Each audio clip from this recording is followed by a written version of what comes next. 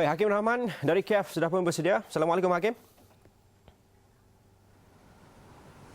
Waalaikumsalam Ashwat. Okey Hakim, kita memberi fokus usaha untuk masuk ke kawasan kejadian dan umum tahu ia berdepan dengan pelbagai kekangan, terutamanya ia memerlukan kerjasama pihak pemisah atau pihak pemberontak pro-Rusia. Dan untuk kita faham apakah proses membentuk atau mewujudkan koridor selamat, laluan selamat masuk ke kawasan berkenaan ketika ini.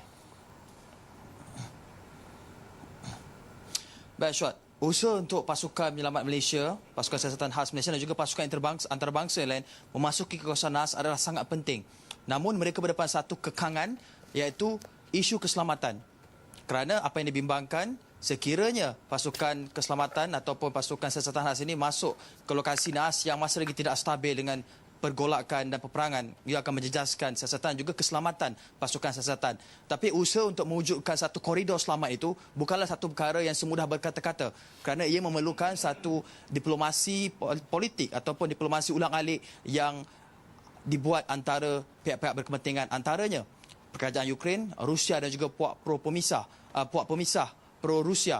Dan ketika ini satu badan ataupun pihak berkepentingan telah pun menjalankan tugas sebagai orang tengah, menjalankan rundingan di antara puak pemisah dan juga kerajaan Ukraine bagi membuka ataupun membuat satu laluan koridor selamat untuk pasukan keselamatan siasatan antarabangsa ini berada di lokasi NAAS dan melakukan kerja-kerja pasca tragedi ataupun NAAS. Ini kerana jika lebih lama masa diambil untuk pasukan ini berada di situ, ia dibimbangi akan menjejaskan ataupun mengganggu bukti-bukti ataupun perkara-perkara yang terdapat di situ. Terutamanya yang paling dibimbangkan adalah mayat yang telah terbiar selama lebih dari 2 hari ataupun 3 hari di lokasi itu tanpa diberi treatment yang sepatutnya. Dan kalau kita lihat, jika mana-mana kejadian ataupun insiden, sekiranya mayat itu terbiar dengan keadaan cuaca yang panas, dia akan mempercepatkan lagi proses pereputan, Nashwat. Dan jika mayat telah dikompos atau mereput, usaha pasukan forensik pastinya lebih sukar untuk mereka mengenal pasti dan mereka akan mengambil masa lebih panjang untuk mengenal pasti mayat itu dan pastinya ia adalah satu cabaran yang cukup sukar untuk ditempuhi oleh mana-mana pasukan penyiasat sama ada dari Malaysia dan juga daripada pasukan penyiasat antarabangsa. Dan usaha untuk mewujudkan satu koridor yang selamat ini bukan sahaja dijalankan oleh pihak kerajaan Ukraine, malah ia juga turut serta dengan pasukan-pasukan ataupun negara-negara, pasukan khas daripada negara-negara berkepentingan seperti Belanda, Indonesia dan beberapa negara daripada penumpang di dalam pesawat MH17, Ashwat. Okey, dan bercakap juga mengenai usaha pentadbiran Kiev. Mungkin Hakim ada maklumat, pentadbiran Kiev menggunakan pihak ketiga. Mungkin lanjutan daripada maklumat berkenaan, apakah lagi maklumat terbaru mengenai pihak ketiga? Adakah mereka ini terdiri daripada pentadbiran Kiev sendiri, wakil pentadbiran Kiev, tentera atau sebagainya? Ashwat, biasanya kalau kita ingin berunding dengan puak-puak pemisah ini, mereka tidaklah boleh, orang yang menjadi pihak ketiga bukanlah pihak luar. Maksudnya pihak menjadi individu ataupun kumpulan yang menjadi pihak ketiga perlulah pihak yang memahami sentimen dan juga ideologi semua pihak. Kita sebut tahu puak pemisah ini masih lagi mempunyai satu sentimen ataupun pemikiran ideologi yang seakan-akan Soviet Union. Begitu juga mereka perlu memahami apa yang Ukraine mahu.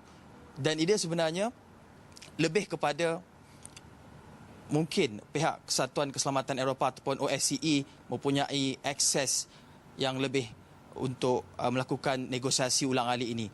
Dan kita harapkan kesemua pihak yang berada dalam negosiasi ataupun diplomatik ulang-alik ini dapat melakukan tugas mereka dengan baik agar segala urusan diplomasi ataupun apa-apa sahaja persetujuan yang dicapai oleh pihak ketiga ini dapat memenuhi ataupun memuaskan hati kesemua pihak ataupun negara yang terlibat dalam insiden ini. Dan saya kira yang paling penting mereka perlulah memberi keutamaan kepada apa yang kerajaan Malaysia ataupun rakyat Malaysia mahukan, iaitu keadilan. Kerana jika dilihat, Malaysia bukanlah negara yang mempunyai sebarang isu dengan Rusia ataupun Ukraine. Saya kira Malaysia sepertinya pesawat MH17 berada di tempat dan waktu yang salah. Okey. Hakim di Rahman, sempadan dan Ukraine, Rusia. okey, Aswad. kita juga ingin mengetahui kesiapsiagaan pasukan penyiasat khas Malaysia sendiri kerana tumpuan untuk masuki ke kawasan atau ke lokasi kejadian pada masa sama. Melihat kepada perbincangan yang dilakukan Hakim bersama mereka, mungkin ada jangkaan bila dapat masuk ke lokasi kejadian ini, Hakim?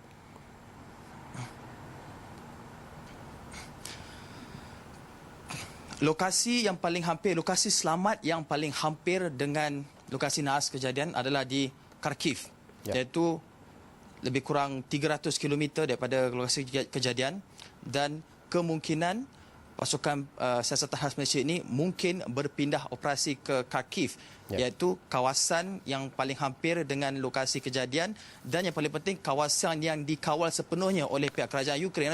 Dan bercakap mengenai persediaan, pasukan SMART Malaysia, mereka lengkap dengan peralatan mereka, dengan komunikasi yang mantap di antara kesemua unit-unit di dalam pasukan khas ini, dan mereka secara fizikal memang cukup bersedia, termasuk orang awam daripada Jabatan Agama Islam JAKIM.